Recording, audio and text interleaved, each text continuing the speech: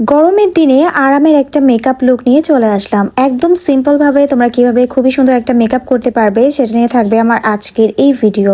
So সবার প্রথমে আমি আমার ফেসের মধ্যে একটা অ্যাম্পুল ব্যবহার করছি। এটা হচ্ছে ফার্মস্টে কোলাজেন অ্যাম্পুল। এটা দিলে না মেকআপটা খুব সুন্দরভাবে বসে অ্যান্ড এটা ময়শ্চারাইজারেরও কাজ করে, আবার ব্রাইটনিংয়েরও কাজ করে। যাদের ফেসে পোর্স আছে বা গর্ত আছে সেগুলোও কিন্তু আস্তে আস্তে রিমুভ করতে হেল্প করে।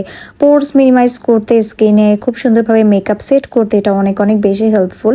এছাড়াও এটা কিন্তু আমি আমার নাইট টাইম স্কিন কেয়ারও ব্যবহার করে থাকি, মানে এক কথা এটা অল ইন ওয়ান একটা প্রোডাক্ট। এরপর ব্যবহার করবো লিপসের মধ্যে লিপ সিরাম। লিপ সিরামের জন্য স্যাক্সি পিঙ্কের এই লিপ সিরামটা ব্যবহার করছি। এটা কিন্তু 2 in 1 প্রোডাক্ট, কারণ এটা তোমরা চাইলে প্রাইভেট পার্টি ইউজ করতে পারবে।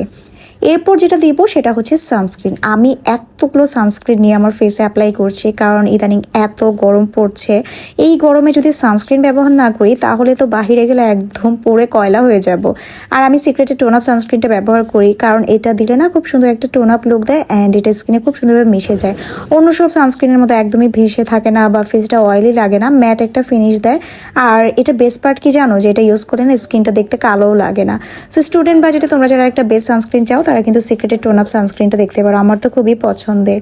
এরপর একটু করে ব্যবহার করব ব্লাশ।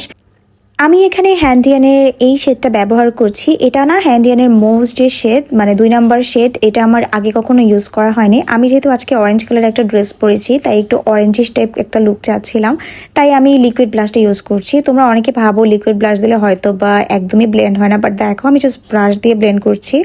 এখন আমার মেকআপের মেইন গেম চেঞ্জার, আমার এই প্রেস পাউডারটা এত কাজের একটা প্রোডাক্ট। তোমরা যারা একদম ফুল কভারেজে একটা প্রেস পাউডার নিতে চাও তারা কিন্তু এই প্রেস পাউডারটা দেখতে পারো।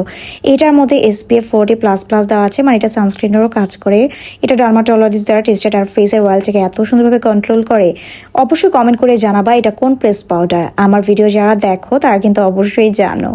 এরপর আমি আমার আইল্যাশটাকে সেট করব। আইল্যাশে ব্যবহার করছি এসেন্সের এই মাস্কারাটা। এটা আমার মেবি 4th টাইম, মানে এর আগেরটা আমার শেষ। সো এরপর মাস্কারা দেওয়ার পর দেখো চোখটা দেখতে কি সুন্দর লাগছে। দেন দিব আমি লিপস্টিকের জন্য আগে আমি লিপসটাকে ওভার ড্র করবো, কারণ আমার লিপস অনেক অনেক চিকন আর আমাকে লিপস্টিক দেওয়া নিয়ে অনেক বেশি প্যারা খেতে হয়। আর ওই দিন আমি না ড্রেসের সাথে ম্যাচ করে লিপস্টিক ব্যবহার করেছি। নর্মালি আমি এই জিনিসটা খুব কম করি। আমি দেখা যায় যে সবসময় নুড কালারের লিপস্টিকই ব্যবহার করি, সেটা আমি যে ড্রেসে পরি না কেন। বাট সেদিন আমি একটা অরেঞ্জ শেড দিয়েছি আর দেওয়ার পর মনে হলো যে না, দেখতে খারাপ লাগছে না। তোমরা কমেন্টস করিও তো যে কেমন লেগেছে। এরপর আমি একটুখানি দিব নুড কাজল। এখানে আমি ম্যাগনেটিউডের নুড কাজলটা ব্যবহার করছি। এটা না রিজনেবল প্রাইসের মধ্যে খুবই ভালো। আর সেদিন আমি আমার হেয়ারটাকে একদম সেট করে নিয়েছি, কারণ বাহিরে প্রচণ্ড গরম আর আমার একটা প্রমোশনাল কাজ আছে। দ্যাটস ওয়াই হচ্ছে এভাবে রেডি হয়ে গেছি। প্রত্যেকটা প্রোডাক্ট পাবে গ্ল্যামার শপে, মলি পেজে। Thanks for watching.